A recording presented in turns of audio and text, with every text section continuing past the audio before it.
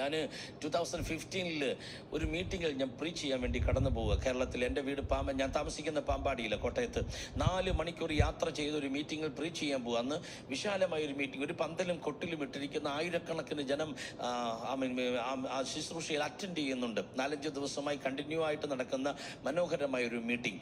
ഞാൻ ആ മീറ്റിങ്ങിൽ പ്രീച്ച് ചെയ്യാൻ പോവുകയാണ്. ഒരേ ഒരു സെഷൻ മാത്രമേ എനിക്കുള്ളൂ. ഞാൻ പോകുന്നു, 4 hours അങ്ങോട്ട് പോകണം, 4 hours ഇങ്ങോട്ട് പോകണം. അപ്പം ഉണ്ടാവും 8 hours യാത്രയാണ്.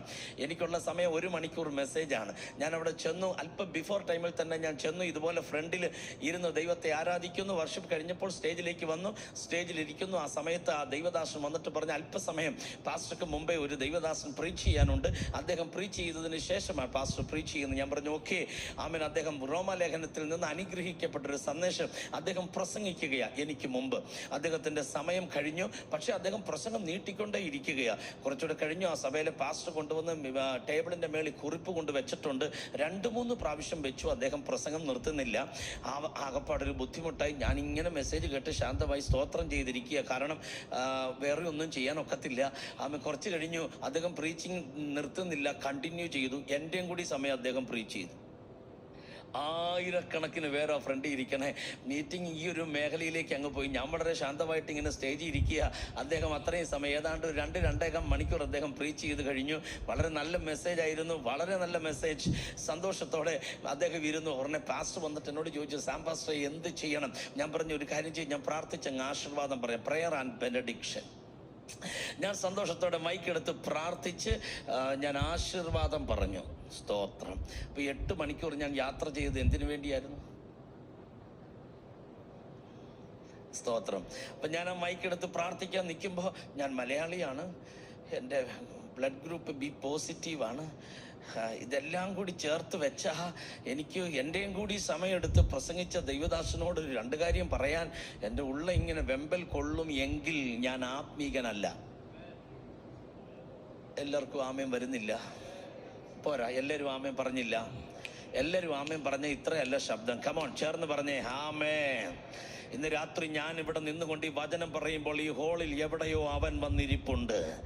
എന്നെ കാണുന്ന ഒരുവൻ, എൻ്റെ മനസ്സളക്കുന്ന ഒരുവൻ, എൻ്റെ ഇൻറ്റൻഷൻ അറിയാവുന്ന ഒരുവൻ, ഇന്നത്തെ സന്ദേശത്തിൻ്റെ ലക്ഷ്യം എന്താണെന്ന് ആത്മാവിൽ ഒപ്പിയെടുക്കുന്ന ഒരുവൻ ഇന്ന് രാത്രി ആലയത്തിൽ വന്നിരിപ്പുണ്ട്. അവൻ എന്നെ മാത്രമല്ല, ഇവിടെ ഇരിക്കുന്ന സകലരെയും കണ്ടുകൊണ്ടിരിക്കുകയാണ്. നമ്മുടെ ആകത്തുക മുഴുവൻ അളന്നു കുറിച്ച് ഉറപ്പിച്ചവൻ ഈ രാത്രി അവൻ്റെ മുമ്പിലാണ് ഞാൻ നിങ്ങളുമായിരിക്കുന്നേ. ഞാൻ പ്രാർത്ഥിച്ച് ആശീർവാദം പറഞ്ഞു. അദ്ദേഹത്തെ കെട്ടിപ്പിടിച്ചു, ഒന്ന് ഹഗ് ചെയ്തു, ഒന്ന് സ്തോത്രം ചെയ്തു.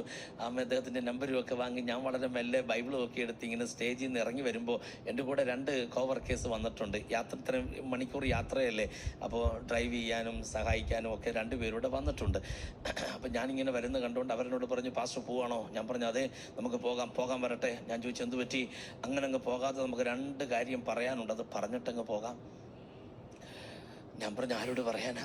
ഇവിടുത്തെ പാസ്റ്ററോട് തന്നെ പറയണം. ഞാൻ പറഞ്ഞു നോ, പറയരുത്, അങ്ങനെ പറയരുത്. എന്താണ് പറഞ്ഞാൽ? ഞാൻ പറഞ്ഞു അങ്ങനെ പറഞ്ഞുള്ള പ്രശ്നം 2 കാര്യം. ഒന്ന്, ഉള്ളിൽ യേശു ഉണ്ട്. ആരും മിണ്ടിയില്ല. ഉള്ളിൽ യേശു ഉള്ളവർക്ക് പ്രതികരിക്കാൻ ഒക്കത്തില്ല. പിന്നെ അങ്ങോട്ട് വരുന്നില്ല, ആമേൻ വരുന്നില്ല. ഇങ്ങനെ നിങ്ങൾ ആമേൻ പറയാതിരുന്നാൽ ഞാൻ വിശ്വസിക്കും നിങ്ങളുടെ കാര്യം പറയണമെന്ന്. ഹല്ലേലൂയ. ഉള്ളിൽ യേശു ഉള്ളവന് പ്രതികരിക്കാൻ ഒക്കത്തില്ല. പറഞ്ഞേ ആമേൻ. ഉള്ളിൽ യേശു ഉള്ളവന് വഴക്ക് പിടിക്കാൻ ഒക്കത്തില്ല. ഉള്ളിൽ യേശു ഉള്ളവന് റിവഞ്ച് എന്നൊരു പദം മനസ്സിൽ കൊണ്ടു നടക്കാൻ ഒക്കത്തില്ല. ബിറ്റർനെസ് അകത്ത് കൊണ്ടു നടക്കാൻ ഒക്കത്തില്ല. ഉള്ളിൽ യേശു ഉണ്ടെങ്കിൽ സകലതും അവൻ്റെ മുമ്പിലേക്ക് അങ്ങ് വെച്ച് ഫ്രീ ആകേണ്ട രാത്രിയായത്.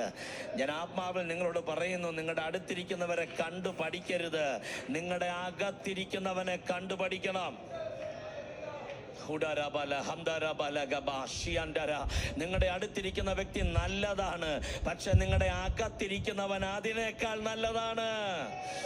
സ്തോത്രം, സ്തോത്രം, സ്തോത്രം, സ്തോത്രം, സ്തോത്രം.